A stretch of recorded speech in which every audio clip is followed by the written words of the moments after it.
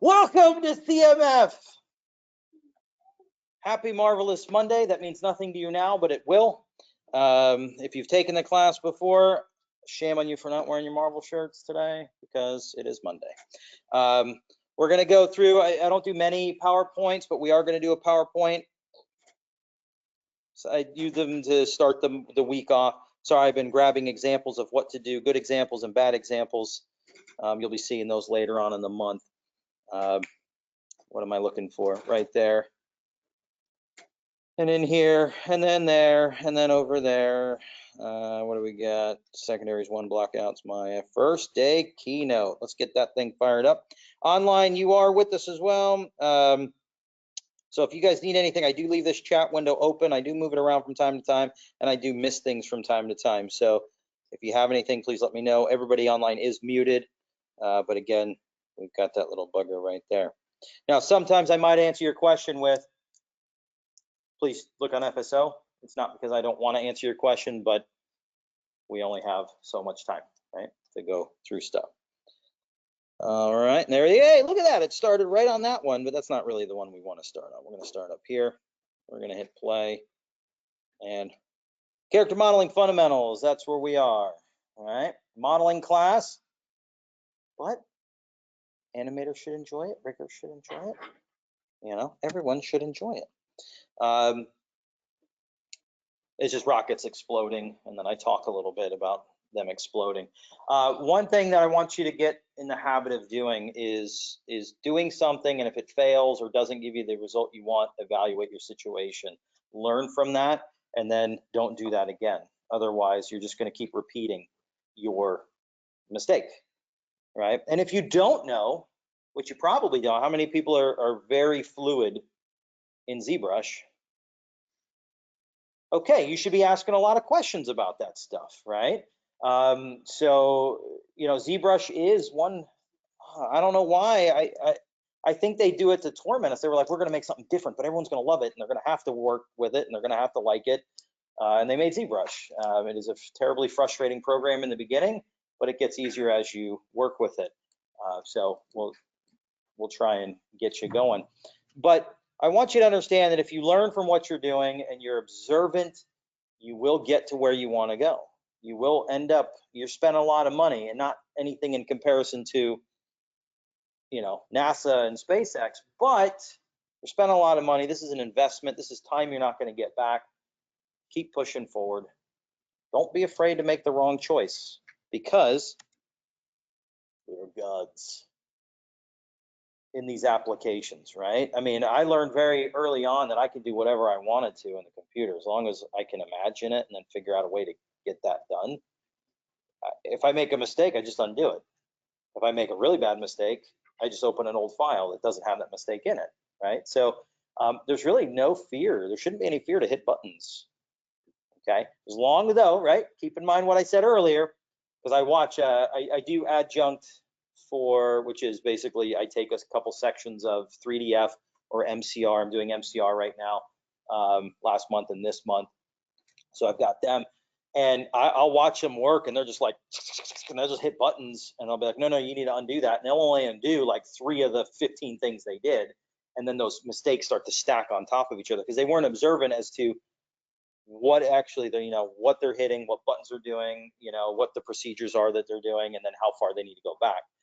And that creates a lot of issues for them that they don't understand because they're still kind of new to Maya in general. And ZBrush is kind of the same thing, right? You're going to do things, always be watching what you're doing, what's your expected outcome, and if it doesn't work, then what happened? You know, what was that went on?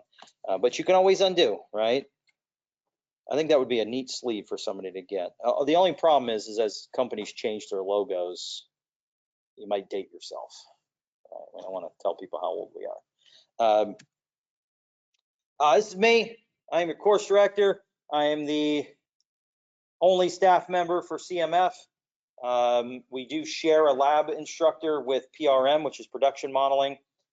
So actually, it's going to be, I don't know if you guys will be the first month that gets the new layout, but yeah, so there's a course director for that class. I'm the course director for this class, and then we share a lab instructor.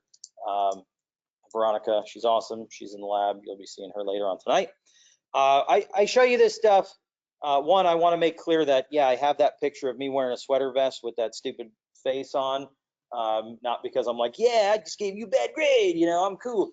It was because of shirt days. We have a vest Wednesday, which is wear vests, any kind of a vest you want. So I took that picture, and I just needed a picture to put online, so I put it there. So I apologize. That's not a good picture. But I'm a human being. I want you to understand that I'm a human being. I do not work 24 hours a day, 7 days a week. I know a lot of people have that expectation. I don't know if someone's telling you that, but online campus, I don't do that. So you're emailing me at 4 in the morning on a Saturday night? No, I'm not going to get to you until probably Monday. Yeah, I was up grading, trying to catch up till 4:30 last night, but I wasn't looking at emails because I had to get grading done. Okay, so I do work through the weekend, and I do tend to work every day of the week. But again, don't get upset. If you send me an email, give me time to respond. Don't call 15 minutes later and talk to FSO support, because what's going to happen is now FSO support sends me an email. So now I have to respond to your email plus their email telling them that I responded to your email, and then fill them in. And then I have to then go into Campus View, which I don't know if you know what that is, and put a report in that you contacted. Give me some time, right? I have a family. There's my two little ones. This was taken a while ago. 7 and 4, and they take up my time. When I get home, it's run around playing laser tag and Nerf battles, right? Riding bikes and hanging out. We just installed Borderlands 3, so we're going to be tearing through that, me and my son. So, you know, I got that stuff going on. But again, being a human, I like stuff. And I don't want you to be afraid to ask me questions. I don't want you to be afraid to talk to me. If you're like, oh, instructors, whatever, I don't like them, they don't relate to me or anything like that, I don't know where that disconnect is, just stop it, please. Just talk to me. I've been in your seats. I've been awake for days. I've done dumb stuff. I've almost failed assignments. I've slept on the floors. I've told family members, sorry, I know you want to see me for Christmas, but I got too much work to do. Peace out. This is more important for this little bit of time. You know, I've been through it. I've complained about the money. I've complained about the schedule, which you guys have a really nice schedule. How many 5 a.m.s have you had? Well, it was kind of a compound month, so I had 5 p.m. to like 1 a.m. and then the next day 9 a.m. So it's not the same thing. Oh, yeah, you got to go and sleep for at least 6 hours. That's pretty good, right? Yeah, I used to work in labs over across the way, and I worked for 3 years, 5 a.m.s. That was my lab position. It was 5 to 1 p.m., 5 a.m. to 1 p.m. And I just go downtown, hang out, and then come right into work. I think it's different if you have like a consistent schedule. So like, you're not going to be working that for a while. You can like adjust your sleep schedule. It sucks because it was like, hey, yeah, for last month you were waking up for that. Yeah, and then it completely flips. Good thing though is one thing I can do that nobody else in my family can do is switch on a dime. If somebody goes, hey, it's 5 o'clock, man, we're awake in an hour. I'll be like, cool, let me grab 30 minutes and I'll be good to go. Right?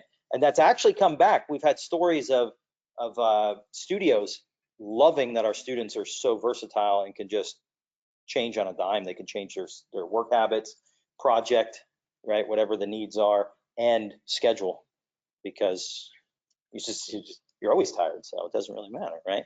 But I totally know. There was a worst one of my classes that I had. We finished at 1 and we had to be back in at 5 for the next class. So it was 8 hours, 4-hour window, and then another 8 hours. So we had that 4-hour donut. So yeah, it was a very rough month, but you know, that's what we do. And it gave you a cool story to tell, right? So yeah, it stinks. So again, I relate. I know what that's all about. I get it. I totally get it.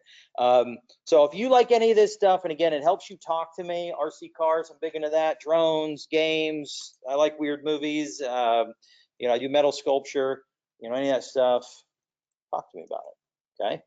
If that helps us break that barrier and you feel more comfortable, we can do that, okay? Shirt days, so you're aware of how to be cool and wear the right thing on the right days. Of course, today is Marvelous Monday. Wear any Marvel gear. DC does not count. That's actually It's not a good, you don't want to be walking in with EC stuff. That's not a good idea. You can wear that on like Superhero Saturday, which does not exist, but we can say it does. Then we have Tropical Tuesday. I probably won't see you during Tuesday, but wear tropical stuff. We have Vest Wednesday. Wear any kind of a vest. I like sweater vests or dressy vests, but I do have some outdoor vests and running vests. I still am looking for, say every month I need to find I want a frilly cowboy vest, you know, like the straight up Western one, but that's not super expensive. Thursday, wear cat stuff.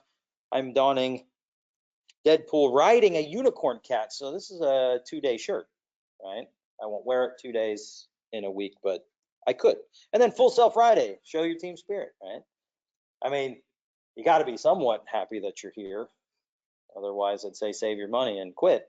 But, you know, that's when you wear your Full Sail bracelets and your hat and your sunglasses and your shirt and your socks if you got them, and you do everything Full Sail, right? Your badges do not count. Everyone always tries to pull that on. Well, my badge.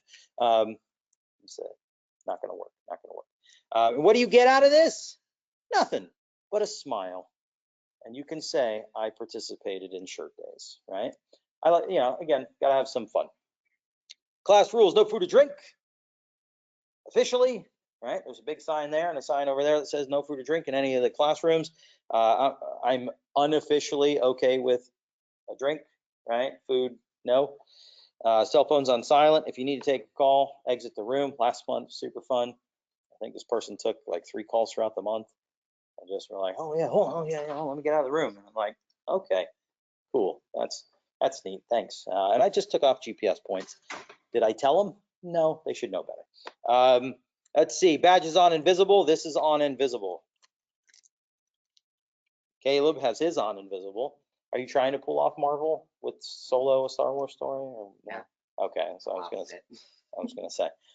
Caleb is my intern, and he's awesome. And if you need help, he mans the Discord channel a lot of times and sets up meetings. And I think last Friday was the last lecture. We didn't have a lab.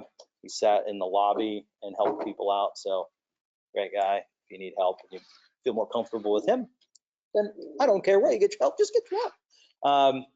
Let's see, so badges on visible, please keep them on visible. Laptops used for notes and follow along only. You want a Facebook, that's cool. I mean, honestly, you're adults, just don't waste my time. If you're wasting your time, that's cool. Don't waste my time having me lecture to you again because you didn't pay attention during the lecture, you know what I mean? So, you know, do what you're gonna do. Just don't distract them. If you're watching Ricky-O or some crazy Japanese gore movie, which I love, watch it somewhere else. Just sit somewhere else because they'll look at that. I mean, one guy has his intestines and he strangles another dude with it. I mean, it's pretty. You're gonna have to look at that, right? If you see that happening, your eyes will be like magnets. So, you know, just you get the point. Keep it professional. Yay! Keep it professional, please. Have fun. You got to have fun, but professional. You're prepared. You're ready to go. You're not doing silly stuff. You're not talking when I'm lecturing unless you're asking questions, that kind of stuff. Or if you do need to talk to your neighbor, you're whispering, all the stuff you would do when you're being professional on a job or as a professional student. Now, let's see, rules are in effect anytime we're in the room or in the the lab room, right? So that's a given. I mean, rules stay pretty much the same all the time. This used to be a 3DF thing when I taught 3DF years ago. I'd call break and people would break out their lunches and set it up on their table. I'm like, where do you go? No, get that out of here. They're like, what? Class isn't going on. All right, so what do the numbers look like? We're going to look at this just value-wise, then we're going to look at the actual process, and then we're going to gear our minds for what we're about to do, okay? I always think people need to enter these projects not in the computer first. There's a lot of things we need to think about before we jump in to our machines, okay? So let's see, we got 100% broken down through the month. 10%, actually 20% is broken up between participation and professionalism. So what do these equal? Well, professionalism by default, you're going to be at 100. If you do something silly, you're unprofessional. Yeah, we start getting into that. Okay, we start dipping into that. If you're professional and you let me know, hey, I just want to let you know, I'm sick, I need to go to the doctor. Here's the note. Well, that's a professional way of handling that situation. So I don't really automatically start taking off for attendance. Okay, if you're late all the time, yes, that is unprofessional. You know, if you're abusing those things, it's unprofessional. If I get reports from lab, hey, so-and-so just watched movies all day, that's either going to be your professionalism or it's going to be your participation, right? If you're asking for help and you're not paying attention to that, right, and you're kind of doing your own thing while an instructor is helping you do something, again, that's professionalism, and it'll start being hit. But those are easy points to get, right? So professionalism, just be here and act right, right? And then you get the 100 easy, 10% given to you free, yay. The other one, participation, just give a good effort and complete the integrated assignments, because those will give you your 100%. The only time we take away from that is if you don't do the integrated activities or lecture activities, or you're not doing what you're supposed to be doing when you're supposed to be doing it, right? Like in lab or anything like that. But the rest of it, 80% is left over.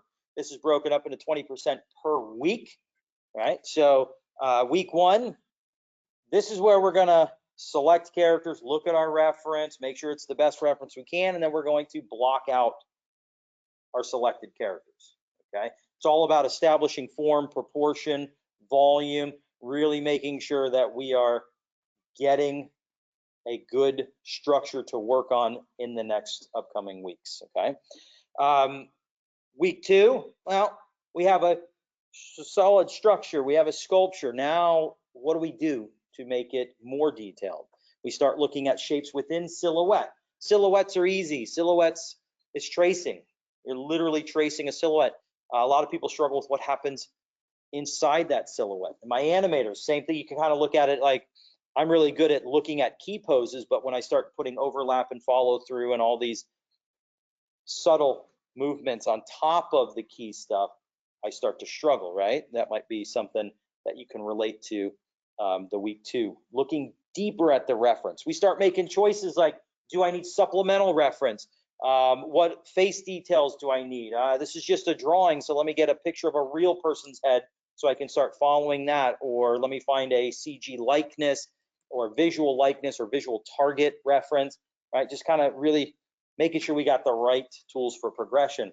As far as our models go, we're going to break them into pieces. So in week 1, we have 1 piece per character, right? It's a full solid, what we call a proof of concept sculpture or block out. So it's got a lot of things, visual landmarks and things like that established, but it is 1 piece. It's more of a sculpture exercise. Again, one of the first things we need to learn how to do in ZBrush is sculpt shape. So that's what we're going to do. But the next week, in week 2, we get into now more technical procedures, tearing apart the body, building on top of, removing, putting in temporary stand-ins, going out of ZBrush into Maya, back into ZBrush, that kind of stuff, where we're establishing the parts and pieces of the body. And we'll talk about different ways of doing that. Week 3, well, week 3, now we've got good canvases ready to paint on. So now we start looking at wrinkles, facial details. We start looking at prop creation and higher level model creation, okay? I will let you know, week 3 is pretty much when we are done sculpting. At the end of week 3, the model is what it's going to be. We do stop at higher end secondary forms. We do not get into tertiary stuff. It takes enough knowledge and work to get to that portion. But that's where we're at, right? We're kind of looking at, cool, there's a shirt. Now let's put the seams on, the wrinkles, you know, we give it more of that weight and situating it and making sure that it feels like there's tension points and drapery, you know, looking at those higher end details. Going into week 4. Week 4 is about processes for future advancement, right? Where do we go from here? A lot of people think, well, we sculpt and we're done, and that's cool, there's our model. And then we got to think about usability. How and what do we need to do to prep the model for high frequency detail, those tertiary things? There's a whole procedure that happens before you move into that realm. So we'll talk about that. We'll look at resurfacing techniques, you know, using Maya's quad draw, what makes good topology for character modeling. We'll look at modeling hair, sculpting hair, not hair systems. There's a whole setup team that does that stuff. We'll look at UVing and normal mapping, right? Just do normal maps, not because they're the best things in the world to use, but they do good for us because you've already done them and just kind of repeating those processes. We'll model an ear in Maya the good old-fashioned way, just kind of some things that will take us to the next stage of modeling. And then when you're in production modeling, you'll see what happens beyond that. You'll do everything we do in the first like week and a half, 2 weeks, and then you'll go into future modeling model advancement in that course. Okay, so you will be getting that. Can we use character concepts we made in Fundamentals Art 1? There we go. Check FSO. I'll be talking about that in a second. So, but on FSO, it does state what you can and cannot use. Visually, this is what it looks like. Okay, this is what the process looks like. We start by selecting our reference. Then we go into week 1 and we block out. Again, this is a proof of concept block out. So if you ever heard the term block out, go ahead and block that out. That means a ton of different things to a ton of different production pipelines. So basically, a block out to some companies might just be a nude body blank, right? Some might want just a armature style. Some just might want literally a blocky structure that they're going to build off of. Some might just want pieces stuck together. We're pushing proof of concept because, again, it pushes the sculpture learning a little bit more in week 1, right? You really got to kind of push those shapes. So yes, this here, there are some issues, but you can see that it's pretty nicely established. And all this is one piece minus the hood. They did get permission to build the hood separately, but everything else is one piece. Week 2, we get into separating. Now we have separated pieces, solidified skull structures, nice established layers. And then we go into the next week where we've week 3 and 4. The only thing in week 4 is the hair, but in week 3 we establish eyelids. You see on this one there's no eyelids. Nostrils, there's no nostrils. Nice shaped lips. There's just kind of a roughed out face there. All right, now we put more wrinkles on, we situate, we try and get that overlap sag. We start putting in wrinkles in the bend points and everything like that. Okay, so this is kind of visually what it's going to look like. In week 1, you're going to have 2 assets, 2 character assets. In week 2, you're going to continue with both of those assets. When we go from week 2 to 3 and 4, you're actually going to be selecting just one of your 2 assets and moving that forward and progressing it through week 3 and 4. Okay. So you know what? I'll actually talk about the selections as well. Okay. You'll see on FSO that you can select, and you're going to be selecting 2 character references. One has to be from our supply, and one can be from yours or something you found online, as long as it's not copywritten. Right? It's not intellectual property or IP characters or anything like that. Also, we want to stay away from anything like well-known characters, right? Anything, yeah, like, there's so many characters out there that it might be from some game that it's the people that are going to be looking at that they won't know what it is. So there's ways we can work that out as well. But when you say, oh, I'm doing these game characters, I think I was saying last month or the month before, and somebody did Zelda and Samus. I was like, everybody knows those. If you're in games, you know who those people are, or those characters are.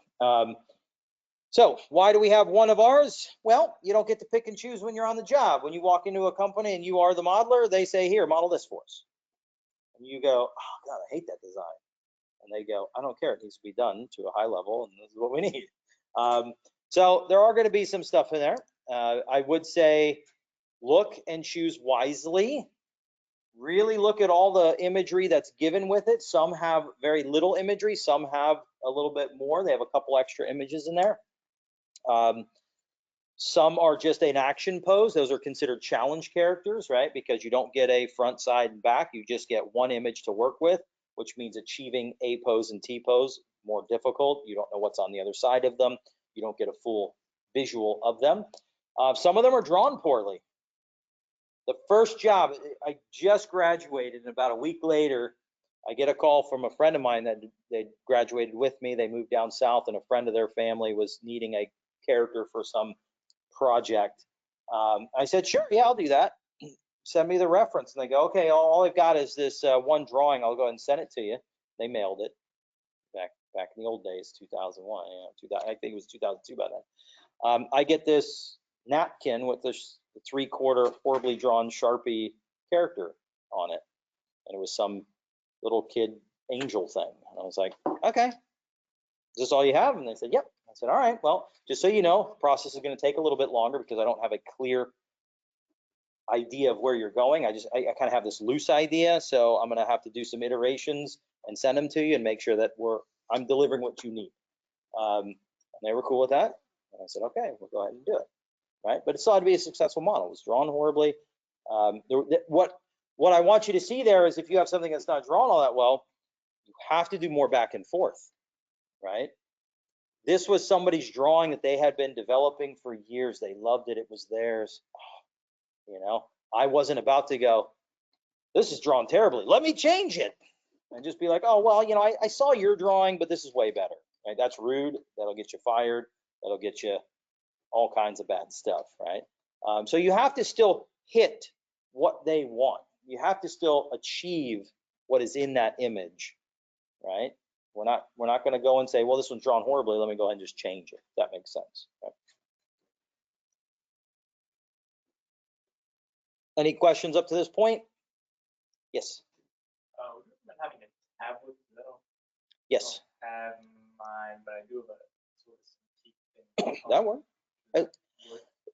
Yeah, I mean, when you're going to sculpt, I mean, you can do it. I had to do a demonstration 2 months ago without. This thing was giving me a crazy hard time.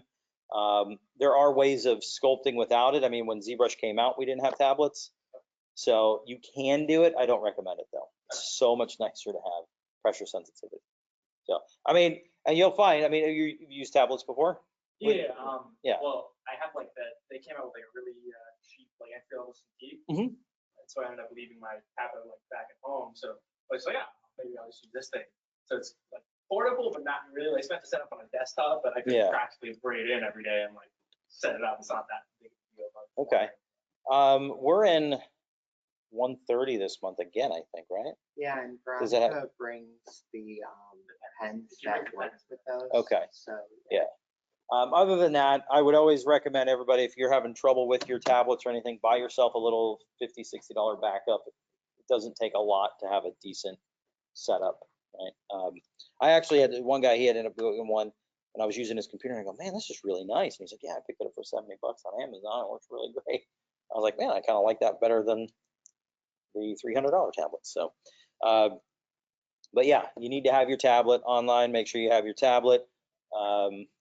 And you'll love it. Who's not using their tablets other than good? I get that couple people, I just do it better with a mouse. So I'm like, okay, well, we'll revisit that in a couple weeks and see what you think. All right, so you want to build something. You're super excited. You're like, stop talking. I want to build something. I'm going to pump the brakes for a little bit longer. Okay. Again, I've taught in several classes, and one of the biggest things in the entry-level class, people go, play with the computer, and they just start doing stuff. In any production, the largest part of a production pipeline is pre-production. Pre-production, that's where all the decisions are made. Designs are solidified, story is solidified. We figure out who's going to do what. You want to have a good idea. And when I'm modeling and I pick up something that I'm going to model, it's a couple days of just finding reference, right? I'll start thinking about. You ever see there was a cartoon, and it's, I can't remember the sculptor, but he's looking at this big thing of marble, and somebody walks up and says, hey, you think you should get started on that? He goes, I am, because he's looking at it, right? Especially with something like marble. You don't approach that properly, you've destroyed that marble, because back then they didn't have Gorilla Glue, right? It probably was, if you broke it, it's broken. So as you start removing marble, got to make the right choices, okay? If anybody's ever fabricated anything, you always cut a little bit outside your line so you can then fine tune it instead of trying to cut directly on your line. There's a lot of pre-thought and kind of figuring things out. So we're going to look at that. We're going to look at how do we prep our minds this month and what should we be thinking about as we go. So these are questions that I run with all the time. What do we know? What do we have? What do we need? So great. We know that we need to build something. We need to build 2 characters. What do we have? Do I have reference for that? No. Well, I need that. Cool, let me put it on the list. Oh, wait, do I know if I can use this kind of reference or that kind of reference? Can we do creatures or quadruped or dragons and stuff? Or is that acceptable? It's not, because we need clothing, we need facial. There's certain kind of standard things we want to hit up first. Right? So if you were thinking that, you didn't know. You didn't know if you could do that. So maybe you should ask to find out so you can better evaluate what you have and what you need. But these, man, I use these all the time. There's going to be a zombie apocalypse. You better believe I'm going to throw that down on some paper and start figuring stuff out and charting my survival plan. I already have one. Costco's the place I'm going. First, I'm going to come down here to East Orange Shooting Range. That guy's going to be tough, though. He's probably not going to just give up weapons. But yeah, I'm going to go right through the woods, right over to there, and then over to Costco, because Costco's going to have pretty much everything. Well, the chances of it happening, and I'm going to need, I honestly believe safety in numbers, because one, I got people I can use as decoys. I'm like, yeah, run over there, right? What was that one? It was early on in I would say Left 4 Dead, but early on in The Walking Dead, where the one guy like shoots the other dude to slow him down. I'm like, whoa! But would I do the same? I scored really high on the zombie survival quiz. Because yeah, it is. Just one of the questions was, if your friend gets bitten, shoot him instantly. Peace out, bye. Because I know you're going to turn. No hard feelings. I just don't want to be turned. Unless I could be a zombie that can talk and be cool, not deteriorate, I guess.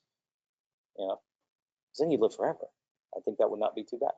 All right, so what are some of the things we need to think about? As a modeler, what are some of the questions that come up? What is the output? Okay, I don't model just for, as an instructor, I like to stay well-versed in any kind of model, low res, high res, game, mid, hero shot stuff, background, right? What can we get away with on production?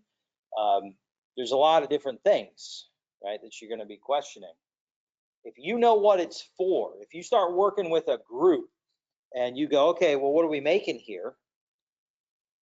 They need to be able to tell you. Poly counts, very important. How's it going to be rendered?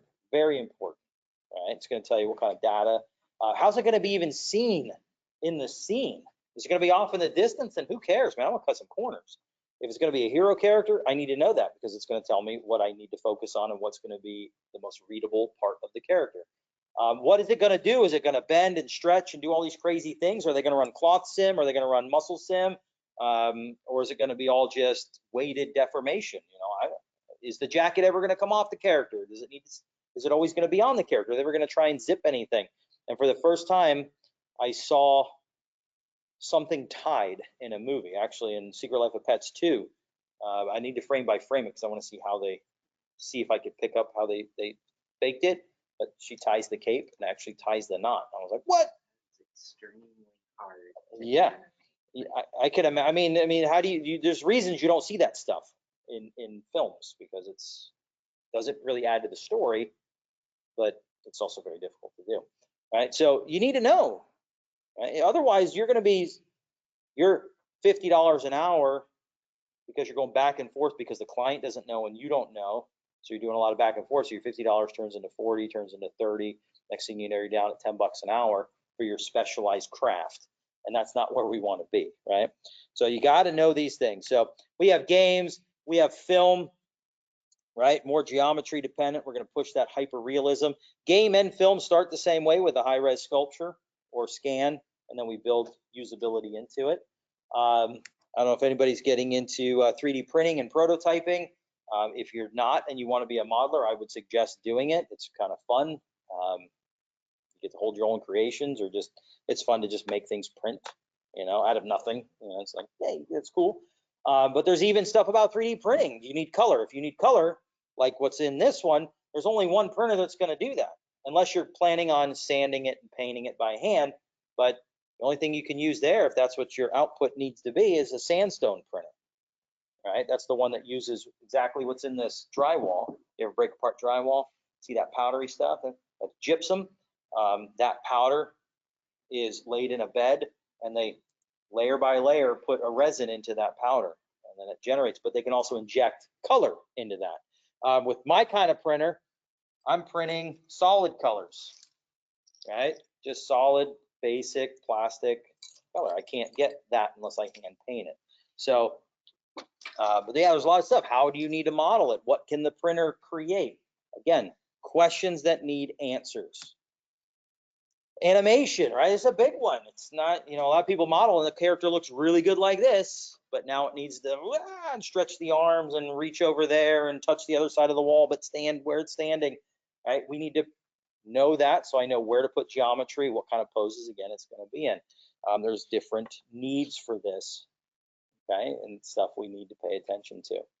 For animations, it's the same thing, right? Are you animating every frame, every other frame? Or can you get away with every fourth frame, right? Are you going minimalistic? Then the next thing I start doing is I start looking at stuff, right? I've never modeled something before. Let me go see if I can find other models. That's one that's going to tell me if I should even be modeling that, because if I go out there and I look for the brand new Corvette and everybody in the modeling industry has modeled that, I'm probably not going to model that. I'm going to find something different so it stands out a little bit more. But through my investigating, I'm going to find wireframes. I might even find a tutorial that I can read through and kind of see how they were thinking about approaching the asset. What if it's an asset that needs to break apart into multiple? How am I going to do that, right? So maybe there's information out there. Maybe somebody did the same thing with a tree. It's not a character, but it's at least an idea that I can start researching. So yeah, I love getting out there looking at other people's stuff. My Facebook feed is just filled with ztuts.com, CG stuff. I like a lot of artists and things, so I get all kinds of stuff filling up my feed. And you'll be like, whoa, there's a cool, how to make eyebrows. Neat, let me check that out, right? You go and you look. So I'm always looking at other artists, watching them sculpt. When I was first getting into sculpture, watching speed sculpts, watching people actually generate shape. What brushes are they grabbing first? What shapes are they targeting first? And how are they working through that? I think one of the hard things for any 3D artist or anybody getting in anything, right? You ever do something and something weird happens, you're like, oh, I don't know if that's okay. And then somebody that knows goes, oh yeah, that's fine, just keep moving forward. Because you don't know. How do you know if that's okay or not, right? So when you start looking at other people working, you will see what they're okay with before they move to the next process. Because you know they're going to come back and hit that up. Otherwise, you're going to be really slow when you're working. You're going to be like, oh, I'm not quite sure. You're going to be second guessing everything. And that's what we want to avoid. When you start modeling, you want to be producing, not thinking. Okay? I mean, of course you're thinking. You're always thinking. I don't think you stop your brain from thinking. It needs to think to do stuff. I love that meme that's going around where it's like, you're not a something inside. You're a brain powering a bone mech with flesh armor. It's pretty cool to think about that way. Huh? Tools. What kind of tools do I have? Right? And the story that goes with this, the most relatable one I can think of to date is we teach and the latest software. Whatever the latest software is, we try and have that or close to. But one of our lab staff left, got a job up in working on Paw Patrol up in Canada. He's working on Maya 2014 because that's what they have, right? So does it have all the tools that he wants in maybe the new iteration? Mm-hmm. Okay. Yeah. Honestly, I noticed a lot of studios are still using my 2014, but I mean, when you think about it, if you have thousands of computers and you have to get tech support to update each and every You've one got of those. proprietary tools built that need that version with this syntax in it or whatever. It's not just a, hey, nothing new, let's go buy it. You know, they just don't do that. And even if they're on the subscription, it's still the same thing. They have to be very diligent on not breaking all their tools. So yeah, a lot of companies. I mean, that's one of the things that made Maya so popular with big studios. 3D Studio Max was for the game people that are like, hey, I'm going to start a company in my garage. I need something cheap. Maya, you know how much Maya cost when I went to school? How much? Up. Up. Up. Close. Really? It was between 16 and 18,000 So do you think I had it? No. Do you think I had it? Yeah. Yes. Yeah.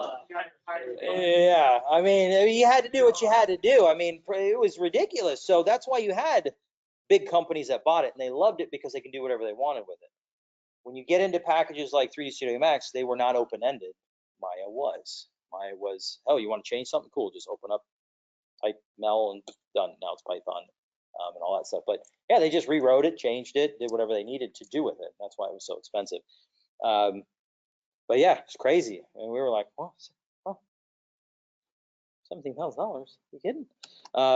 But tools, sorry, I want to go back to that one. Tools, when you're watching me work, I'm going to show you a lot of different ways to do things, and it might be 3 ways to do the same thing. I want you to be thinkers, and I want you to be able to look at it and go, well, that last thing he showed, I didn't understand that at all, but I did understand this other one, so I'm going to use that. Because, you know, the example here is she's got a nice framing nailer. Those are great to put what? What do they do? What's their core purpose? A framing nailer. It puts a nail through wood into another piece of wood. That's all I need to know about a framing nailer, is that that's what it does. So when you're watching someone that's, maybe they're using 3D Studio Max and you're like, well, how would I do that in Maya? Pay attention to what they're doing and what's happening, and then you find whatever tool does that in Maya. Right? That'll help you expand and grow a little bit quicker, because that breaks, I'm going to need to still put a nail through a piece of wood. Otherwise, that project is never going to get done. So we always have to think and move forward. Also, another thing that as students we forget, I do it as well. It's always good to be in a little bit of a production pipeline with people. Work with other people, practice with other people, because you have to understand that what I make is not mine usually on a project. It's going somewhere else, and when it goes out of my hands, I'm done with it. And I want to make sure that I'm not going to get yelled at because I did something silly or stupid or didn't delete my history, and now it explodes in somebody else's computer and breaks whatever they're doing. So know what's happening ahead of you, behind you, and just be okay with what you do will affect another part of the production pipeline. Also, very important, know that you're not there to explain yourself, right? You're going to put files on a server somewhere and you may never see them again. And they're going to go to some other place, maybe even another country. And they need to open it up and know exactly what's happening. You're not there to go, oh, no, wait, no, I see, I know you want it on that layer, but what I did was I put it on this other layer because that just made more sense to me. And they're gonna be like, we didn't want that. Now they've been sitting here trying to find that for 2 days now. We don't know, you know. So you are in charge of doing your job, and it needs to fit well with everybody beyond you, and they're gonna make sure that people before you answer the needs of what you're doing, okay? Has anybody worked in a factory line like that? I always thought that'd be something. I've done a lot of jobs. That's always something I thought would be fun to do. Did you? Nice. Did you get I was in the painting department. Oh. Did you say the painting? Painting. Like window panes? No, painting. Oh, painting. Okay. I was like, that would have been a pun. But, programs. What are we going to be using? You're going to want at least ZBrush 2018 or higher. Now, with getting into whatever the latest one is, that might create issues if I need to open up a file. Most of our submissions are imagery only up until week 4, but that then becomes a Maya base. But if you need me to look at anything, we need to kind of think about that. I'm on 2019, still waiting for them to okay the update. Maya 2018, 2019, whatever you're in there, 2020, it's all good. Photoshop, you guys are all on the subscription base anyway. So as long as you have some basic tools, you're good. All of that equals awe. So, okay. Think about your pipelines and workflows. I always talk about planning. You want to plan, right? Not just, I'm going to use ZBrush to make that. I'm going to use Maya to make that. I'm going to use Maya. I'm going to start with a cube primitive that is 15 by 15. I'm going to kick the backside off and start extruding edges. And then I'm going to create another piece, combine those, bridge between them, right? I'm thinking about tools and processes. How do I get from point A to point B? And that's going to keep you ahead of what you're actually doing. Pipelines and workflows, right? A pipeline is kind of the life of an asset throughout a production. When you get into workflow, it's kind of like, what do you do to answer the needs of that pipeline? I want you all to be thinking, you work in the computer a lot more than I do. I mean, I'm in the computer all the time, but I'm grading, taking attendance or updating attendance, updating curriculum, looking at this, answering this, and all that stuff. When you're in production and you're working 10, 12, 14, 16 hours a day, I want you to be thinking about how can I make my life easier and faster? How can I speed up my production? What is my workflow? So if you find that you're getting to use this tool over and over and over and over again, start investigating things like, you know, hotkeys or custom interfaces and things like that. That's going to help you just throughout your whole life in 3D. Our pipeline for the model is going to be a base mesh to a sculpt to a resurface. That's what we're going to be following. As long as you know that's the pipeline, you can start figuring out what programs you want to use for it, what tools you want to use for it. This is where we'll be for most of our stuff, right? Base mesh and ZBrush. We're going to be doing the 2 base meshes, 2 blockouts. One will be in ZSphere, Dynamesh will be the other one, so both done in ZBrush. And then you're going to do your sculpture, ZBrush, of course, and then resurface we'll be doing in Maya. Right, but there are these types of pipelines. These are not what we're going to do, but I want you to understand that you can, in the future, play around with different workflows.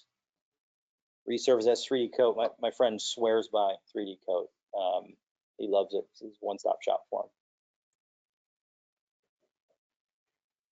All right, back and forth.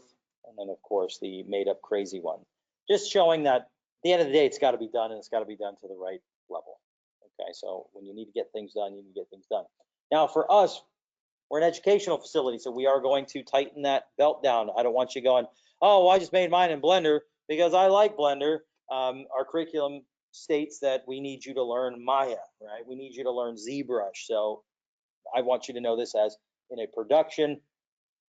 If you know how to get it done here, there, or the other way, that's what you're going to want to do. Is that a question over there?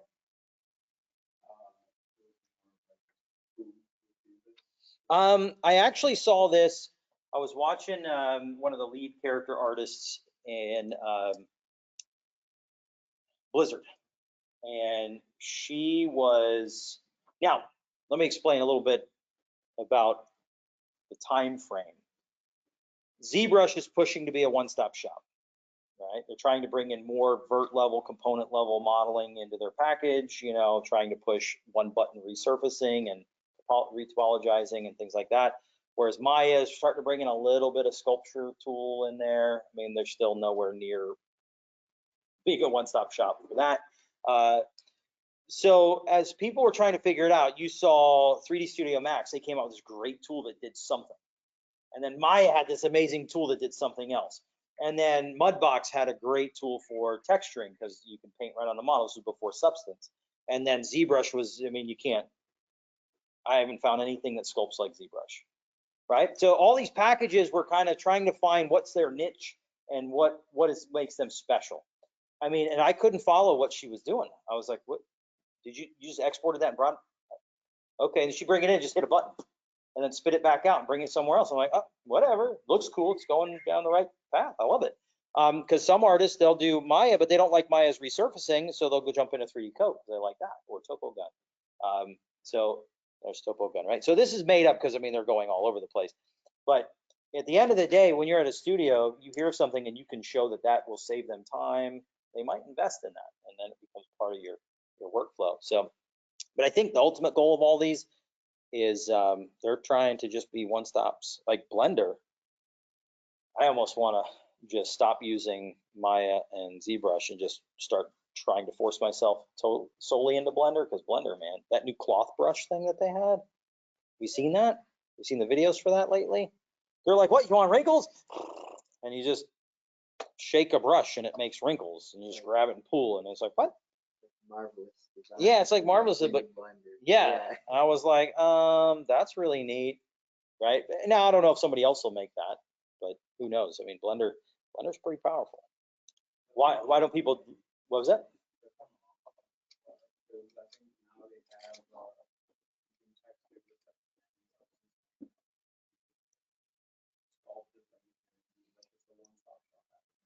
Yeah, and I think, well, why aren't studios gravitating here? I mean, we did see the only movie that I know that's been completely done in Blender was Next Gen. Yep. Yeah. One of the best end battle scenes. I just like the way they did that. But my friend swears, and I have to like watch him work, but he swears by 3D Coat, and he says he's getting the same thing. He can texture, he can resurface, he can sculpt all inside 3D Coat. I have not heard of, nobody that I know of has been talking about 3D Coat that way, but he's like, oh no, man, I just do everything there. I don't want to jump in and out of programs. I want to stay in one place. But the reason most people don't jump into here is tech support, because it's a peer-based software. There's nobody you can call and go, hey, I wrote a tool and it broke everything. They're going to be like, well, wait till Johnny 277 figures it out. It's just a little bit tougher to work with. But yeah, I wish Maya would advance their sculpting capabilities. I'm not quite sure what's holding them back, but they tried with the Mudbox tools being brought in there, and you don't see Mudbox really being advanced too much. But for texturing, polypaint, you can actually paint, like if you're going to do hand painted stuff, you can paint just like in Photoshop and build your layers that way. But you can do the same thing in Substance as well. So who knows? So helpful hints. Let's keep gearing our brain for the month. Helpful hints, okay? Study human form, please. Study human form. We're gonna, whether it be a cartoon or whatever, we need to be looking at joint structures. You see anatomy listed in there, right? Look at human form.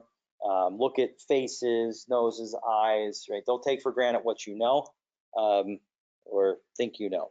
Observe and study surface flow. Start looking at surfaces. One of the things I do is I'll take a model and I move it around in 3D space and I watch the light move over it. I'm trying to get a read on that surface. So when you're walking around, you're looking, right? The highlights and the shadows and the shading transition really tells me a lot about the surface. And if I can't read it here, what the hell makes me think I'm going to be able to make it in the computer? Nothing, right?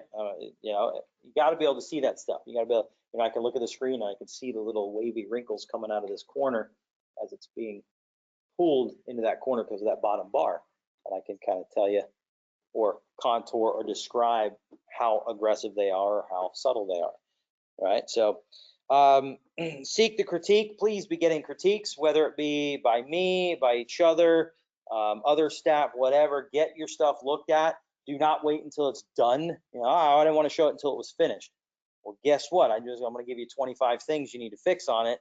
It's not done, and now you're going to be upset because you got to go back and rework things. It's nice to be getting approvals as you go, okay? When I grade, I'll just throw this out there. When I grade, my job is to get grades done. I've been having a hell of a time keeping up with it between the 4 different classes. So I apologize about that. But with that said, I don't critique when I grade because I've done studies, I've counted, I've looked, I've made charts, and roughly about 15% of the people that I give information to use that in their next submission. So if you want a critique, I would love to give the people that want the critiques. I would make you a video. There's actually a couple you'll see on my desktop. I got a 47-minute one, a 15-minute one, a 27-minute one. So that's going to be up to you to reach out to me and say, hey, here's my stuff. I would like some in-depth feedback. And within either that day or the next day, I'll make you a video. I'll send you a link. We can also meet on Google Hangout, talk, look through stuff. That works out as well. But I'd rather spend that time with people that really want it and that are going to use that information. With that said, if I spend a lot of time giving you information and I don't see it being used, that has been an ongoing issue where I've made videos and other staff have made videos and given a lot of feedback, and then the submission comes in 4 days later with none of that stuff used. it's a big waste of our time.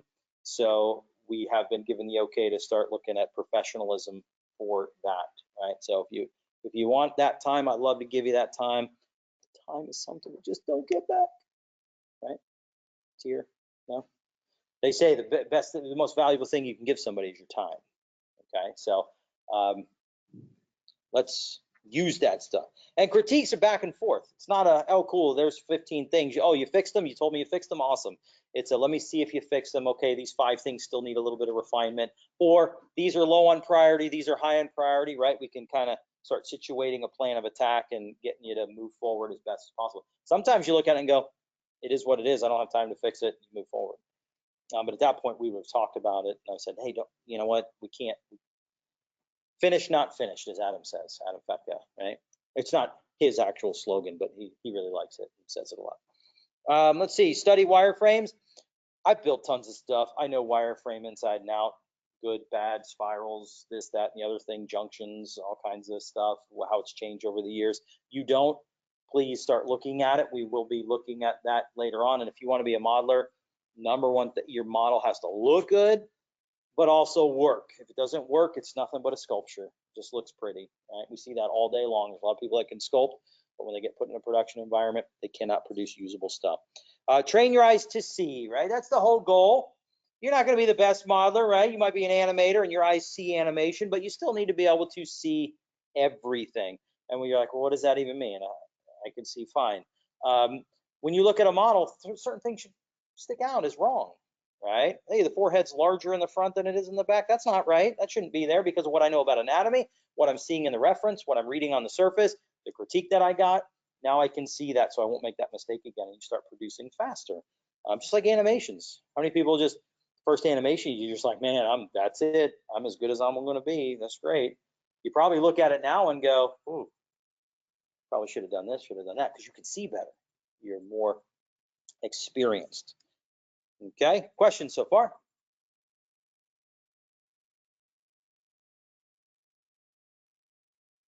All right, let's take a look at stuff. So the first thing I would tell you to get into, of course, is FSO and understand what's what and where things are going to be that help benefit you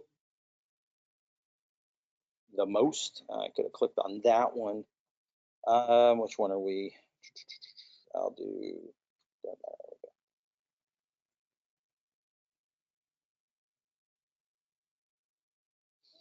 Okay, so this is kind of what similar to what you're seeing when you open it up.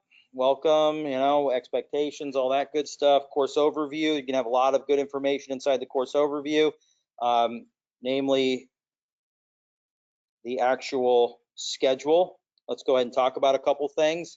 For the schedule, you'll notice that on your schedule, you have lectures. I haven't talked to Veronica yet to see what PRM is doing. I will update you on that, but you know, next week we have what? Okay, you will still be required to do the work for that week, but I'm not going to have you come in on Sundays for lectures. The lab time would be more important for you.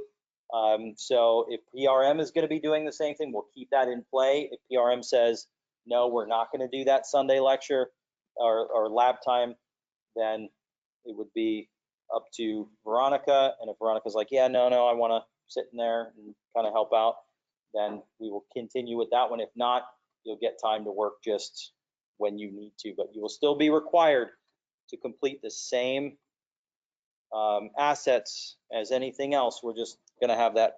You'll see we have that Friday lecture. So there's supposed to be a Sunday lecture here, and there's supposed to be a Sunday lecture here. Those have been not scheduled and have been removed because of the Hall of Fame. So I'll keep you posted with how that goes. We do have, though, archived lectures. Those archived lectures will teach you everything that I would have taught you if we were here. I will be volunteering through there. I'm not 100% sure what I'm doing, but I know that I have at least 8 hours of that, but that will leave time for meetings and looking over stuff and, you know, whatever emails if we need. Okay. So that just want to make sure that's there. So what else do we see on here? Well, we have the lecture links. We also have the CMF Google Hangout, and then we have the link to the Google Hangout for the modeling department. Okay. So the CMF Google Hangout, what is it? Well, it's just a Google Hangout that stays open, that if you guys don't want to sit at each other's houses, you could be on there working. You can also be connecting with online students and sitting in there and working, and just so you have somebody to fire questions off, or hey, can you take a quick look at this, or whatever. I think to date, the amount of usage that has gotten has been 0, probably for the past 2 years. I would love to see it used. It's a great way to kind of be working with. I mean, you ever think it's a good idea to just go hiking in the woods by yourself? It's like, here we go, I'm gonna go that way, and by myself, right? Some people would say yes. Some people would say yes, but honestly, it's a bad idea. Just like trying to work on your stuff by yourself, it's just silliness. You're not gonna find a job that does that. Don't do it here. You're just robbing yourself of the experience of working with each other. And when you're sitting there going, oh man, what was that? Oh, hold on, let me shoot him an email, and then wait for a day and a half until he gets back to me, instead of going, hey, does anybody remember how we did this thing? Okay, cool. Yeah, right, awesome. And then you move forward, right? Yes. If requested, I will go into there. On Discord, either Caleb will be there. I don't know. Do you still have the link for the Google Hangout? Okay. You still kind of hang out? Are you in the modeling department ones or the CMF one? Usually I just check the CMF. Okay. So Discord has been what we've been switching to as far as main point of contact. But if you were like, hey, if there's any instructors, you'll have MCR instructors, 3DF instructors. Caleb will be in there mainly for CMF. PRM will have a person in there. So if you're like, hey, oh, I see Caleb. Caleb, can we do a breakout session on the Google Hangout? You can jump in there. Okay. Yeah. You can. You can. Some people like the Google Hangout. Some people like just going through Discord. If you get into that, you'll be like, I haven't done it yet, but sharing screens or doing a video thing through through Discord, I haven't done that yet. So just usually chat, and since we already have the Google Hangout set up, just jump in there. But whatever works, right? What I would be happy with is that you're seeking that out, right? So whatever works, whatever gets you on there. But you're also, let's talk about resources. You're going to be in lab with people that have already been through this class, because you're going to be sharing a lab with PRM students, right? So they're further on in the program. Dangerous side of that is they're going to want to show you all the neat, cool tricks that they learned. Be cautious with that, because it might go beyond the requirements for the assignments for the class. But you can ask people questions, and they're right there. So make friends. The other thing we've gotten here is the link to the Discord, modeling department Discord. When you do get in there, if you haven't used it before, you have to say what thing, I think it's what, is it a question mark and then CMF? I think it's question mark CMF, and then the CMF room will show up. So you just write in the comments, question mark CMF, boom, you'll see the CMF general discussion lobby show up. Okay. Let's see, also, we've got in here contact information. So I really like email. So there's 2 things in here. One, it's got the email address for me, and then you also have the email subject line formatting. Please, please, please use this. Last month I had somebody, they just sent me a link, and I was like, what class are you in? I don't know. Are you in one of my 5 sections? I'm not sure. And I said, can you please clarify? They put this be the work. I'm like, awesome. The work for what? Who are you? I know the name. I can kind of, but I'm dealing with 30 different issues and submission things. Please give me some information. So if you haven't been using the email subject line formatting, please do so, or your email will get instantly kicked back without a response until you correct it. And then we get a better understanding who you are, what section you're in, and then what the subject is. So please use that. Professionalism grade policy, participation, you can read those. Academic integrity for students. Okay, let's talk about this one. This is an important one. The use of any pre-made, downloaded, anything asset is strictly forbidden. Okay, ZBrush has these built into them. We are not allowed to use them. If you're doing a production project, that's one thing. We are learning. We need to learn how to make this stuff. The other thing, if you've been in the course before, you are not allowed to use your previous work unless it has been modified with feedback from your instructor and been brought to a higher level, right? I don't mean, oh, cool, you tweaked the finger, which means you did absolutely nothing throughout the week. Let me give you full credit for that. You got to go through and tweak everything, make it better. And you'd want that opportunity anyway, I would think, right? You get the most out of each month and push those things forward. So if it's been graded, if you've received a grade, you've used it before, you have to update it, change it, make it a stronger asset. Late work policy, I'm just gonna not say anything about that other than try not to use it as much as possible, because all it does is backup grading for me, and it just snowballs. It's bad when people start getting into that. If you have an emergency, I understand that, but I think most people use it just because we're artists, we're bad time managers. Let's just face it. I think most people are that are in the art field. Let's see, go to training, lecture, and information. So if you've looked at this one already, this is where section 1 has got the lecture link. So if you wanted to you wanted to watch it on your computer or whatever, you can do that. And then we have the lecture playlist. I'll try and get this definitely within 24 hours. I will update unless I start encountering problems. Sometimes it doesn't download. I don't know, it just keeps kicking it, but I will update that as soon as possible. But if not, you can jump into this. Now, the only difference between what you might see in these months, hopefully everybody pays attention, these will have different asset counts.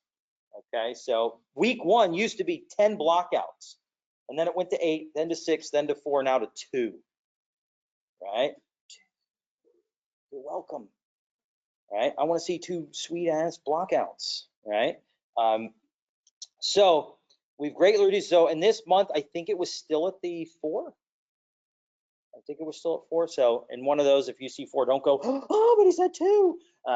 It's older. We changed it because I think it started with the Christmas break and Thanksgiving break, and then I just have been running with it.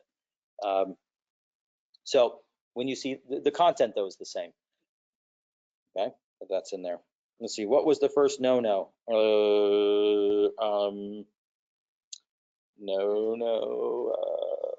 Trying to remember. Use the right email subject format.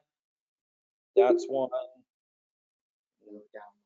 No downloaded assets. Yes. So at least a couple times a month, I'm like, hey, that hand was pre-made in ZBrush. Please contact me. That is cheating. Using pre-made work that you did but haven't touched is, I don't even know the term for it, but it's basically cheating off yourself. You're using your own stuff that hasn't been changed. Right, so yeah. So anything like kit bashing, any of that stuff, we're not gonna use it, okay? Because then we'll be having a different kind of conversation we don't wanna get into. Why did I just close that?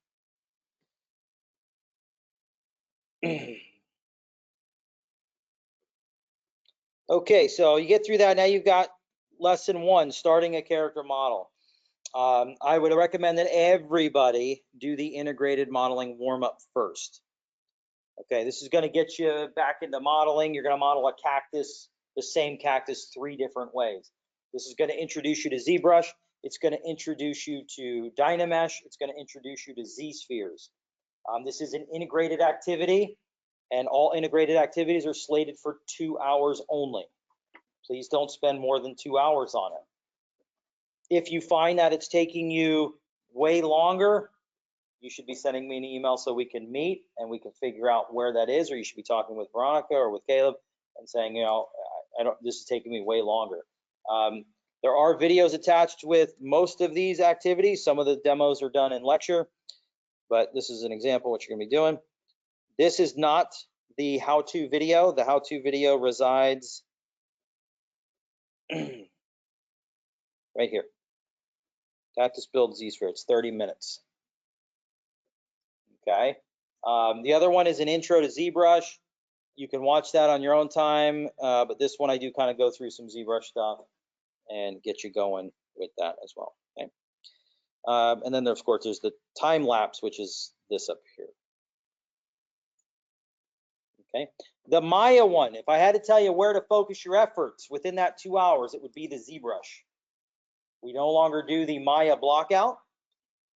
Okay, that might change later on, but right now we don't do the Maya blockout. So doing the Maya cactus build, it is a good activity, but it is unnecessary as far as helping you with the curriculum for this week. Okay, so I would focus on the Dynamesh and the Z-Sphere cactus build. Okay, then you're going to get into your first read. The first read is where you are going to select your assets. You can see here, you're to create one first read image, okay? It'll break down all the major primary forms that make up one of your selected characters. So yes, there will be two, but we're using one. We're only doing this activity on one. It makes me sad when I see people do it on both of them. And yes, that's great, but I'm only grading one, okay? You got good practice, right? So then we get into here. Must use one of your two. This is where it talks about making sure you're using the right stuff. Must use the front view or challenge view. Remember, a challenge character is one that's in a pose, not standing in standard A pose or T pose, like this guy here. He's not in an A pose or T pose. He's kind of got his fingers in his pockets. He's a little slouched to the one side. His head's down and turned. So it's not a very exciting challenge character pose, but it is still a challenge character. This would be another example of what this looks like. You can see labeling is optional. But this is giving us that nice color block. It's giving us a visual list of all the pieces we need to build for our character. All the things that we're going to have to be thinking about and planning. It also gives us a silhouette study. That's why we call it a first read. It's one of the first things when I look at an asset, I look for targets in the silhouette, and I look at what makes this what it is. What are the pieces of this asset? You will be doing this in Photoshop.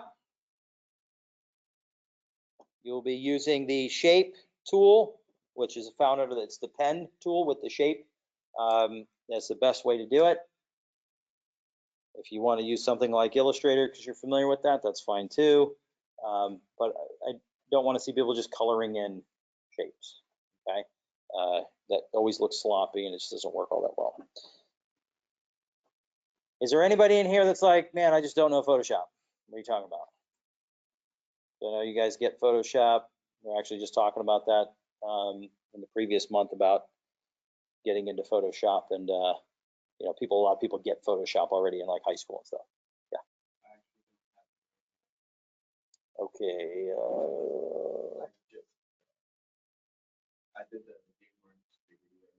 Okay. Gotcha. Okay. You're going to want to take care of that. I mean, this is something that could wait till later in the week. It doesn't. Everything's due at the end. Now, there is a nice natural progression through the assignments that I would recommend following.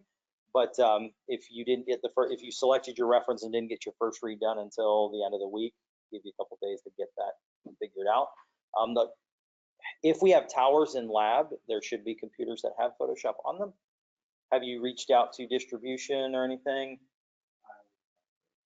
Okay. All right, cool. Yeah, try and get that. Keep me posted on that. If not, you know, there's probably other applications that will work well enough to get it done. But I think using Photoshop just nice, clean, looks better going through that. Let's see. So let's see, strategy. Look at the strategies for the assignments. It does give you a nice broad breakdown of what you should do. So first thing you have to do before you do this is select your characters, and then you pick the one that you want to do this on, and then you continue. All right. There are some examples. Now, when you look at examples, they are not all A examples. You will have some good examples, some okay examples. It's just you looking at these and saying, what is the general idea of this? You know, there's things here I can look at and go, well, I would have done it differently. There's things in this one I might have pushed a little further or done differently. Okay. Let's see, just to clarify, in the integrated assignments, we do not do the Maya part. You don't have to do the Maya part. You can stay away from that if you need to, right?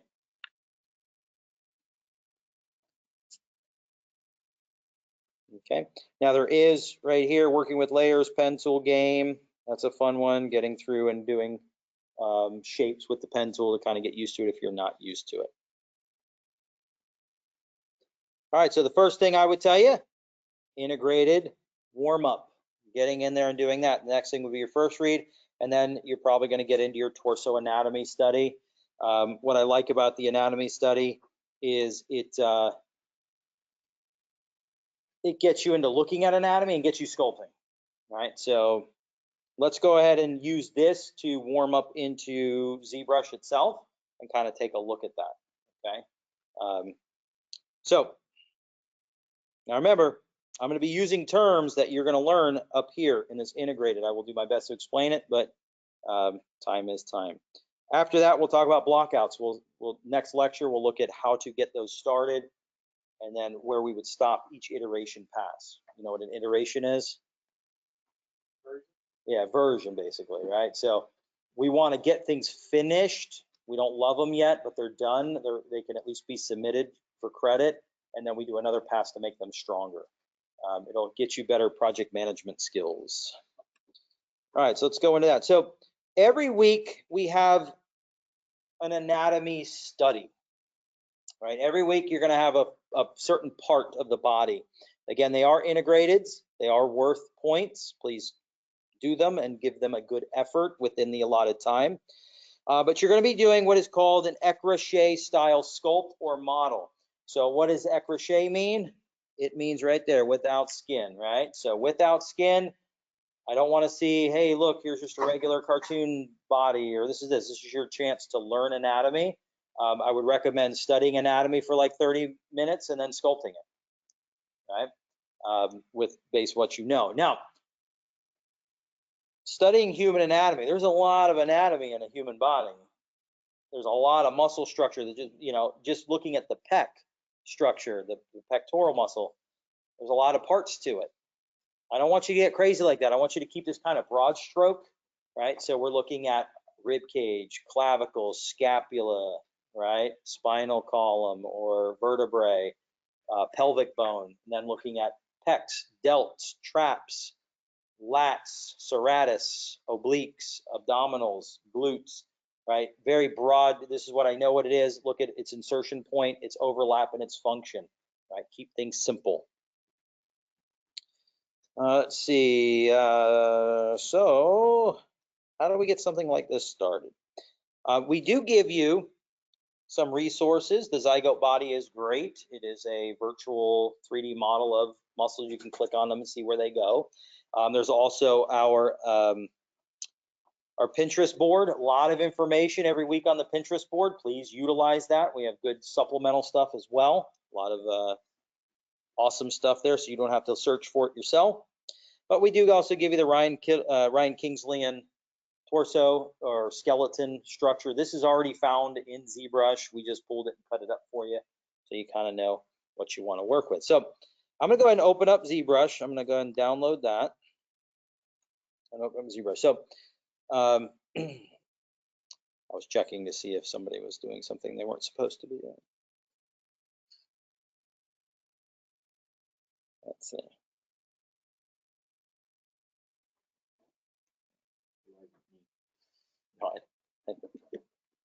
So we're going to go ahead and open up ZBrush. Now, ZBrush is a 2.5D software. That's what it was formed as. It's turning more into an actual 3D software. Best way to describe it is like Photoshop and Maya put together, but in a really confusing way.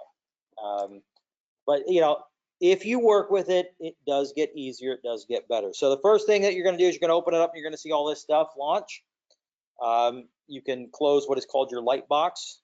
And you'll notice that whenever I hover over a button or an option, it will give me the hotkey for it. And if you hold command, I think both of them probably will work. It'll tell you a little bit of what those things are.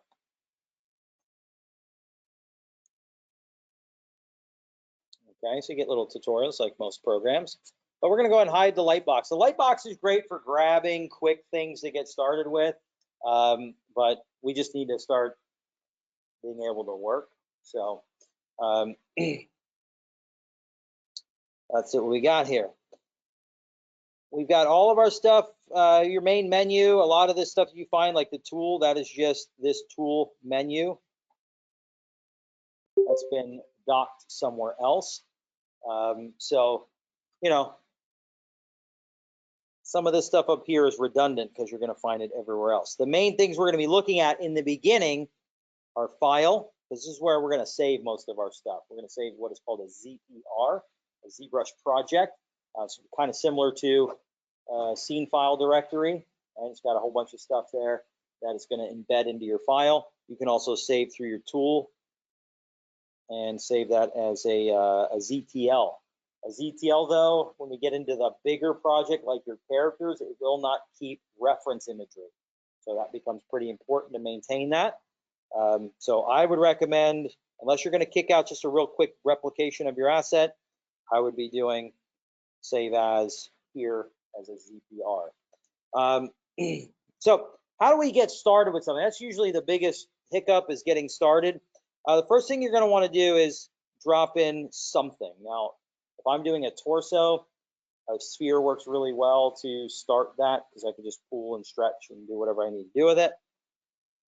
So when you select a tool, this is where it gets a little confusing. A tool versus a mesh versus an object. I look at a tool as things that are going to do things to my mesh, right? With Maya, you have the extrude tool. You have this, the move brush tool or whatever.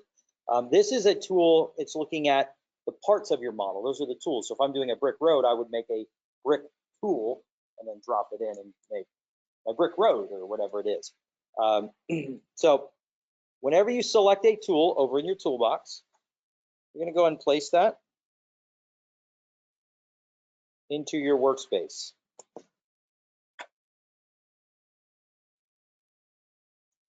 You can use the one provided, and then we're really just looking at the Ecrochet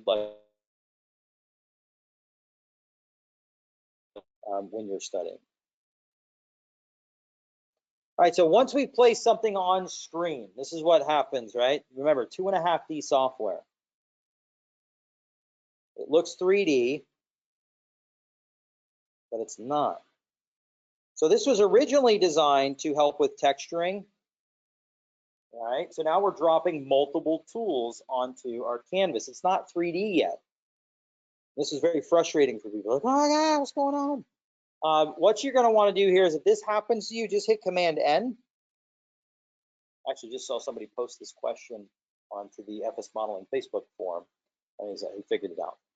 Right, so when you drop in one object, you're going to go and drop it, and you want to get used to instantly going to edit. Edit now allows you, you're in 3D mode. I'm going to hit Shift F for my wireframe, and you can see that I'm actually tumbling now. I'm not dropping a whole bunch of assets. So let's turn edit off, and it's going to warn us. You can see now we're back into just dropping things in, because we're out of edit mode. We're in draw mode. Okay, we're drawing tools. So Command N clears my canvas. I drop that sphere down and I hit edit. Now, most of the things you bring in from the simple brush and all these things here, unless it says poly mesh on it, or it's something that you built and imported in, you can't sculpt on it right away. So if you're looking to just have some fun and get used to the application, which I would recommend everybody do, always take a little bit of time and move your camera, put something on screen, mess around with the brushes for like 15, 20 minutes, and just get a feel for the application so you're not getting frustrated trying to build something right out of the gate, right? So you would go in, simple brush, put a sphere on screen, go right to edit, and then hit Make Polymesh 3D found in your tool box. You see it change colors. You're not going to see that if you're hitting, see, I have my wireframe on. When you're in wireframe mode, which is Shift F, you will see that. But other than that, there's nothing that tells me that that's done anything. The only difference is if I have my sphere, right, you can see now we have, oh, look at that, we have more things. We have a polysphere, and then we also have, this is like your outline. It's like a visual outline of what you can use, more like a tool outline. So let's try and sculpt on this one. Okay, so we're going to select the sphere 3D. I'm going to pick a brush. The standard brush is default. Oh my goodness, look at all those brushes. How confusing. Don't worry about all those brushes. There's a couple I would tell you to mess with in the beginning, and they include standard, inflate, clay buildup, maybe Damien standard, and the move brush, right? It's a handful compared to what's there. So we grab that. Now let's go and try and sculpt. Oh no, it says to enable sculpting, please convert this, right? Being observant, please convert this to a primitive 3D. So at that point, we would hit make polymesh. Now we already did that. We're gonna go and switch from this one to this one. Trust me that it did switch, and you'll know that because now I can sculpt on it. I can, with pressure sensitivity, I can sculpt lightly, or I can push really hard and get full brush. Now, all of this works within, right? This looks very similar to, say, something you would find in Photoshop, where you have your intensity, brush size, and things like that. So if I turn my intensity up, I push really hard, you can see I get a more aggressive line. If I bring my intensity down, my max displacement is a lot less. If you are working without a tablet, but what we used to do is we put this down to like 5, 4 and 5, 6, which is a lot of strokes. Because every time you click, it's full power. Draw size changes the size of your brush. Let's bring this up. I like to keep that a little bit higher. Now, again, something that newer modelers don't do all that frequently is change their brush size. Right? Changing your brush size is very important. If you've ever sculpted with clay, in the beginning, you use your hands, a large brush. And then you're working on smaller details. You start using your fingers or tools. And then when you get into details, you're using very fine tip tools and maybe brushes. It's the same thing here. Depending on what kind of shape I'm trying to get, I want to make sure that I can actually get that shape with the brush size I need. Okay, so if I'm getting something small, bring your brush down. If you're getting something big, brush size up. Pull bigger shapes, okay? Now, I want to go down in history. So, as the greatest teacher in the world. No, I want to go back through my history. I can either use the Command Z, or you have your history bar. Now, as soon as I go back, if I try and sculpt on it, you can see it's going to rewrite that. Okay.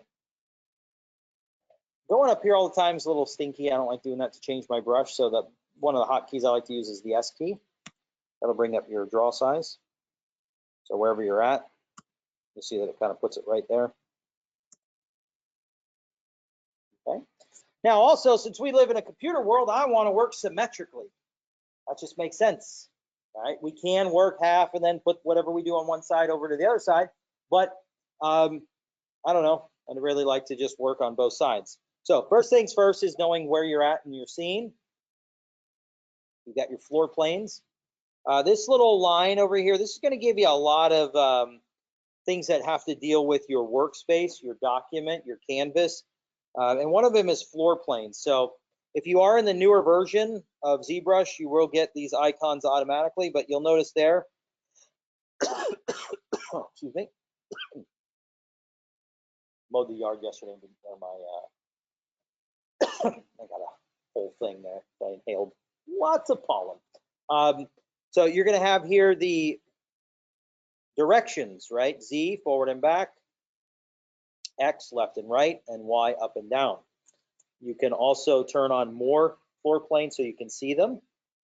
And they're only visible when you have your floor planes turned on, but it's important to know where you're at, because if you're over here and you think that you're centered and you want to turn on symmetry, which is the X key, you're going to be like, that's not right, because you are now not looking at the model correctly. So X turns on symmetry, and I'm going to go ahead and straighten out. You'll see that now we're pretty lined up. If we turn on the floor plane, we can see that we have the grid running down the center, and across we are straight. Perspective might be turned on by default. in the beginning phases, like when you're modeling in Maya, do you spend a lot of time in the orthographic cameras? I do. When I'm establishing the shape, I'm extruding up, I'm extruding out. I want to stay locked in those planes. So I usually will turn perspective off, and this will lock me in those ortho views. Later on, when we're working on more structural shapes, we would switch this to make sure that it's reading well in a real world camera type scenario. Now, moving your camera, well, you might be like, well, that's all great, but if I can't even move my camera, how do I center my object? One thing you can do is hit the F key, and the F key will frame it. It does not center it in whatever axis, but if somehow we got lost, we hit the F key, it's going to bring us right back, just like in Maya. As far as moving your cameras, I'm just going to teach you the one way.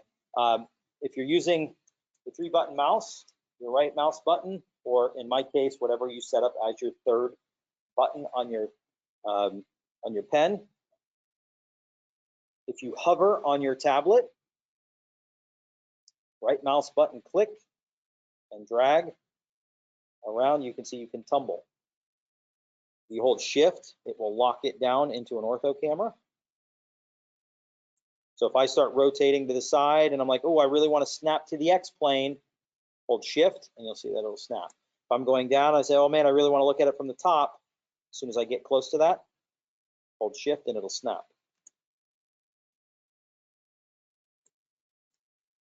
I'm gonna go ahead and turn those 4 planes off.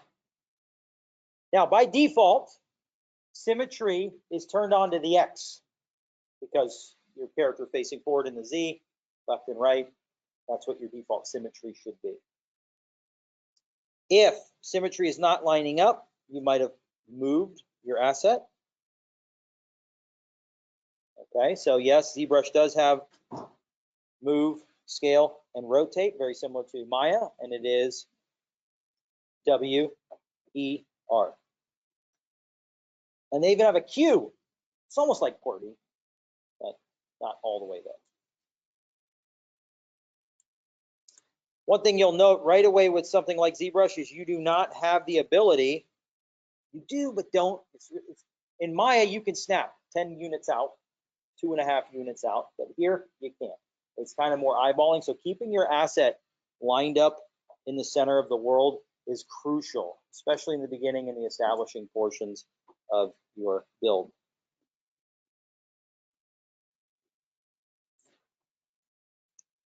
Okay. Now, you can also pan.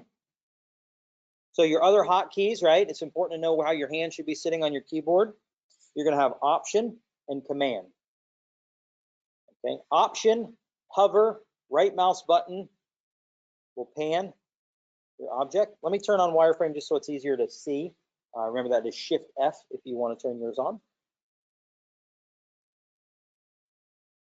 Okay, and if I want to zoom, I'm going to use Command, hover, and then right mouse button.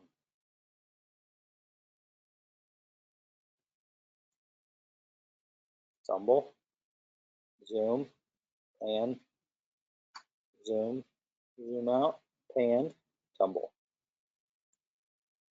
Want to snap it into place, start rotating, hold shift. Okay, so what would I recommend before you even start making something in that is I would put a sphere on screen and just move around it. Get to where you can actually do something. Again, spend that 15, 20 minutes, 30 minutes and just move around it. And what helped me was I would repeat pan, pan, tumble, zooms. So when I was in Maya for the first time, I just moved and moved. It's just like getting a video game for the first time, right? My one friend, man, he would drive me insane. I'm like, hey, man, you want to look at the manual? No, let's just go. And he would go, and you know, you just learn as he's going throughout the game. I was like, all right, that's cool. But it always frustrated me. I was a little more OCD as far as that goes, right? So, but again, I have to kind of repeat and study. We are losing this study skill because we don't have many tests anymore, right? Unless you're in a gen ed class. You have to kind of repeat, get muscle memory to make these things really imprint. This is, again, the first time for many of you to be in ZBrush, and you may not touch ZBrush for a couple months, right? You can't go, I just don't remember it. I'm going to take 2 weeks to warm up. You don't have that time, so we have to study that stuff. So that always helped me, verbalizing what I was doing for a while. It made my classmates a little upset, but my success was more important than that for the most part, you know. Okay, now a couple other hotkeys that are really good. The B key is great. It brings up your brush palette. There's a ton of brushes in here, and again, probably your biggest one to use in the beginning is going to be the move brush, right? This is a great one. Okay, S key, make my brush larger, because I can come in here and right now there are some things. This is one of the things that scares people in the beginning. Sorry, I'm hitting my caps lock key there. Right, you'll notice that when I grab the top of the object, it's only pulling the front portion of that.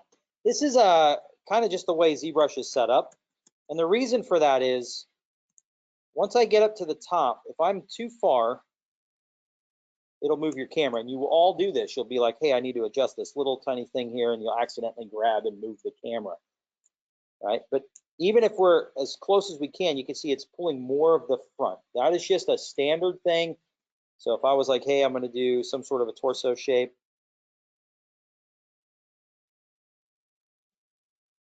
I'm going to say, okay, cool. I know that's not right. I'm going to make my brush a little larger.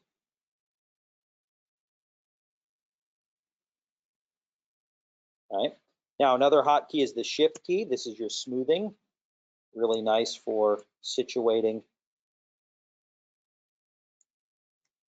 and kind of getting rid of some stuff. So now I'm on the back. You'll notice that I'm snapping my camera when I want to get into those orthos.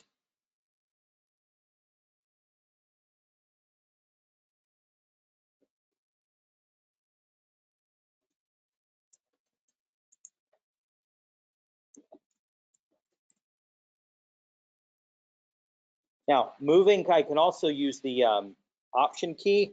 This is an interesting way to move because it doesn't, moving is just clicking and dragging and pulling, right? But if I hold the option key, I can actually pull out, almost like a volume. My brush needs to be a little smaller.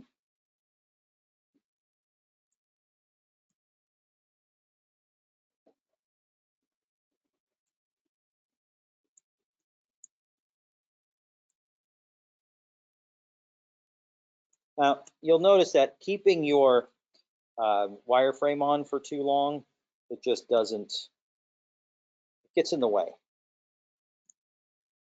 I'm going to pay attention to things like rib cage.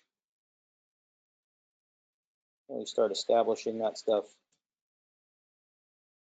Now, you saw that really quickly. My computer has a bad whole bottom left side. So if I push on that too hard, it starts to hit buttons on this side. So sometimes you'll see some weird stuff pop up. But if you hold the space bar, you will see something similar to a hotbox that'll pull up, and it's got some nice options. You can grab your actual subtool. You can grab the whatever brush you want. You can set up some of the things a little bit on the fly.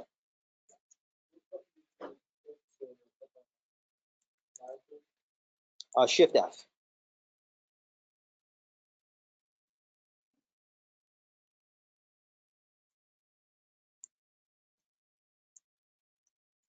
Now with anatomy, you kind of start looking at, let's say no.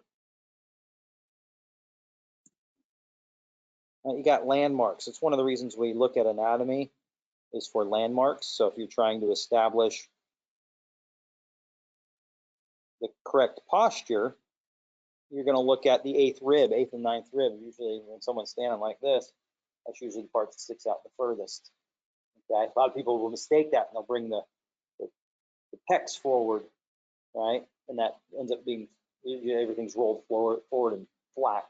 So always be thinking about where you are in 3D space and start establishing that.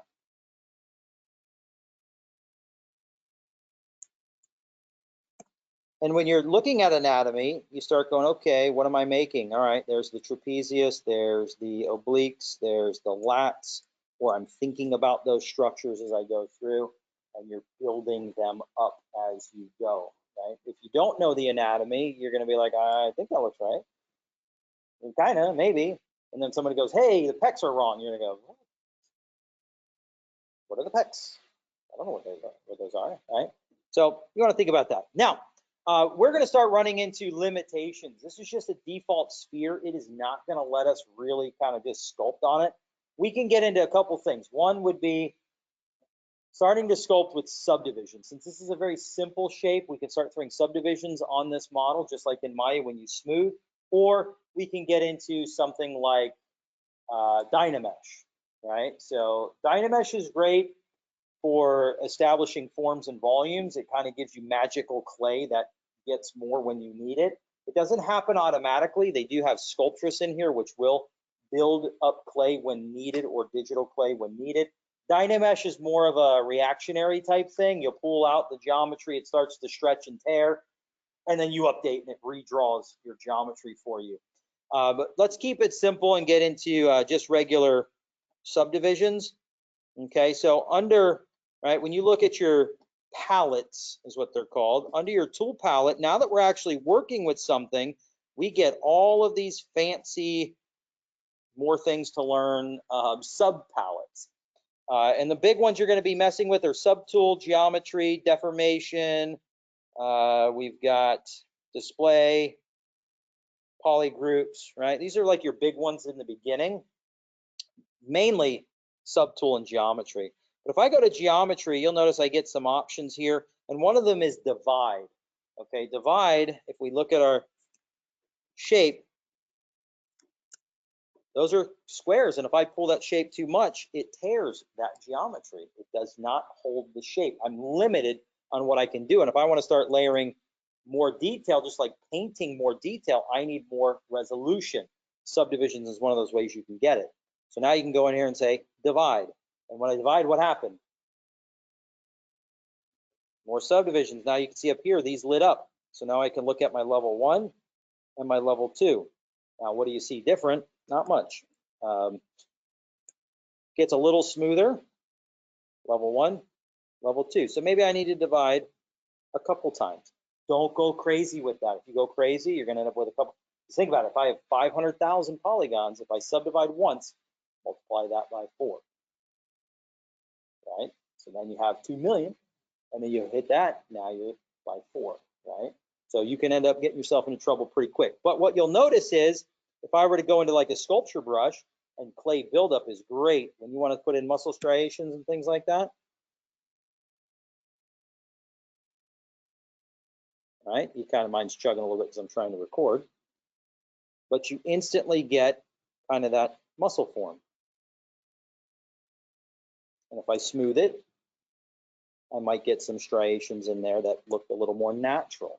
Okay, but you'll notice that if I were down at level 1, where'd those details go? Let's look at that stroke at level 4. Much more ability for details. But again, more geometry equals more capability of shape, meaning that I will have a harder time smoothing. You have to kind of get used to working with the clay to a certain point and only going up when you're ready. Because if you're up too high and you try and smooth out, watch what happens here.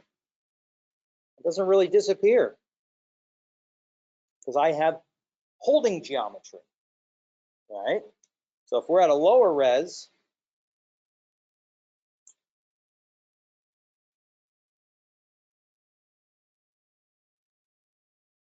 okay, so this low res is great for the large volumes and forms, and when I start getting into muscle striation, muscle forms, I go up a little bit, and then when I get into actually refining the lines, holding the shapes more, you go up even more, okay?